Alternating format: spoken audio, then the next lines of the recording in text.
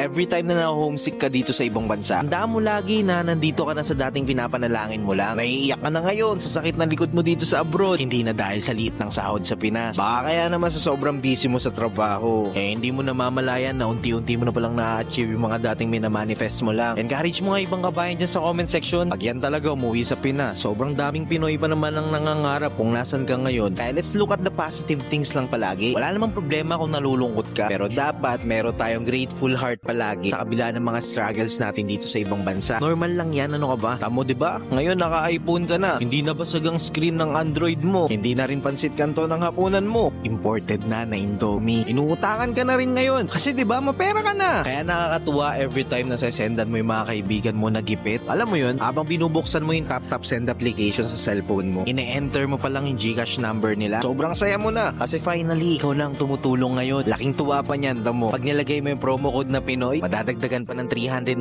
pesos yung ipapadala mo. Mabilis na, high exchange rates, may bonus pa na 390 pesos dahil sa promo code na Pinoy. If titignan mo naman talaga kabayan, malayo-layo ka pa nga. Pero try mo lumingon sa likod, malulula ka at sobrang layo mo na. Basta wag ka lang mapapagod lumaban. Lakasan mo lang palagi ang loob mo para sa mga taong naniniwala sa'yo. Pag nadapa, umayo. Pag umiyak, edi punasan mo. Tapos laban ulit. Kaya mo yan. I-motivate lang natin yung isa't isa. Kaya i-share mo na tong video na to, kabayan.